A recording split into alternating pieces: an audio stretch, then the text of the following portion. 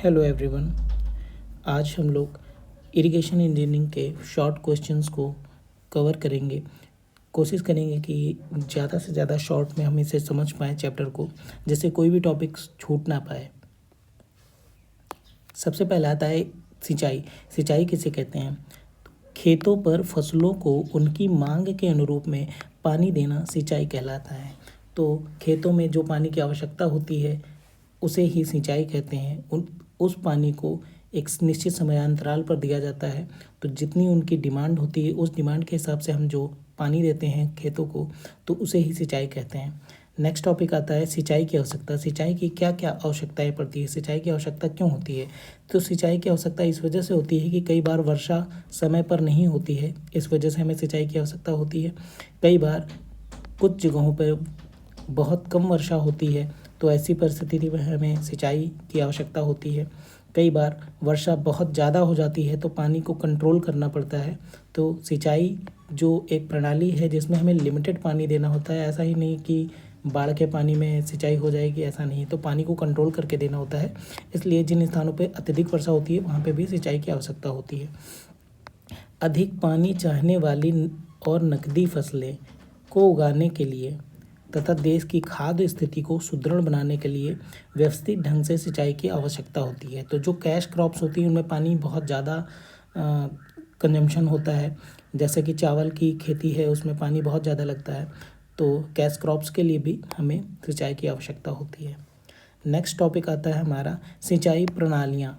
तो irrigation system, आप question में ये ज़रूर ध्यान दीजिएगा कि उसके पीछे क्या लिखा है। कई बार सिमिलर चीज़ें होती हैं और हम लोग गलत आंसर लिखाते हैं। तो यहाँ पे सिंचाई प्रणाली है और इरिगेशन सिस्टम की बात हो रही है, इस वर्ड को ध्यान रखेंगे। तो सिंचाई प्रणाली, दो तरह से सिंचाई प्रणाली होती हैं। सिंचाई की दो प्रणालियाँ हैं, एक प्राकृतिक सिंचाई और एक होती है कृत्रिम सिंचाई। प्राकृतिक सिंचाई या नेचुरल सिंचाई दो तरीके से हो सकती है। एक है या तो वर्षा के जल से हो जाए या फिर नदियों में बाढ़ आने से सिंचाई हो जाए, तो इसे प्राकृतिक सिंचाई कहेंगे। कृत्रिम सिंचाई या आर्टिफिशियल इरिगेशन में तीन तरह की सिंचाई होती हैं: flow irrigation, lift irrigation and sprinkler irrigation. इन तीनों के बारे में मैंने पिछले वीडियो में आपको बताया था, तो इसलिए मैं इनकी डिटेल नहीं लिख रहा हूँ, लेकिन मैं कृत्रिम सिंचाई कैसे होती है तो वो मैं लिख दे रहा हूँ। फ्लो इरिगेशन या प्रवाह सिंचाई, लिफ्ट इरिगेशन या उद्वहन सिंचाई और स्प्रिंकलर इरिगेशन या सिंचाई छिड़काव सिंचाई। तो फ्लो इरिगेशन तीन तरह से होती है सॉरी, एक बारहमासी होगी या मौसमी होगी या फिर जलाशय द्वारा होगी। बारहमासी को पेरिनियल बोलते हैं, पेरिनियल इरिगेशन। मौसमी सिंचाई को नॉन पेरिनियल इरिगेशन और जलाशय सिंचाई को रिजर्वायर इरिगेशन कहते हैं। लिफ्ट इरिगेशन ढेकली, चरस, डून और रहट की सहायता से की जाती है। स्प्रिंकलर इरिगेशन के बारे में मैं पिछले वीडियो में आपको बता चुका हूँ। तो ये सब सिंचाई प्रणाली है। सिंचाई प्रणाली केवल दो प्रकार से होगी, प्राकृतिक और कृत्रिम। प्राकृतिक के टाइप मैंने बता दिए और आर्टिफिशियल के भी मैंने टाइप बता दिए। आगे आता है सिंचाई जल के स्रोत, सोर्सेस ऑफ इरिगेशन वाटर। तो सिंचाई के लिए हमें पानी कहाँ कहाँ से मिलेगा? पहला, वर्षा से मिलेगा।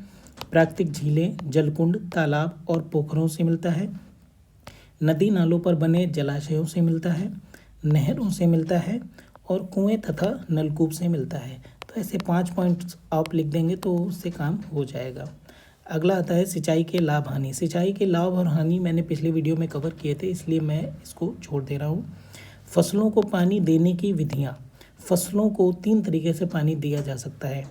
एक तो उसके सतह पर दे दिया जाए, एक उसके सब सरफेस पे दे दिया जाए और तीसरा हम ऊंचाई पर छिड़काव से दे दें। तो तीन प्रणालियाँ हैं फसलों को पानी देने की: सरफेस इरिगेशन, सब सरफेस इरिगेशन और स्प्रिंकलर इरिगेशन। इनके बारे में भी मैं पिछले वीडियो में इलेबरेट करके जानकारी दे चुका हूँ, तो आप वहाँ से रिफ़र कर लेंगे।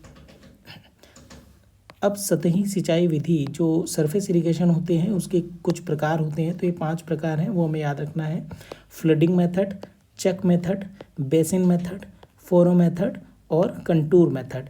इनके हिंदी नाम भी आप लोग देख लेंगे। फ्लडिंग मेथड को बोलते हैं मुक्त या आप्लवन विधि। चक मेथड को क्यारी या चक विधि। बेसिन मेथड को द्रोणी या बेसिन विधि। फ्लोरो मेथड को कुंड विधि, कंटूर मेथड को सिंचाई या कंटूर विधि कहते हैं। नेक्स्ट आता है स्प्रिंकलर इरिगेशन के घटक। स्प्रिंकलर इरिगेशन जब हम करते हैं तो उसमें कौन कौन से कंपोनेंट्स यूज होते हैं, ये उसके बारे में बात हो रही है। तो 3 तरह के कंपोनेंट उसमें यूज होते हैं।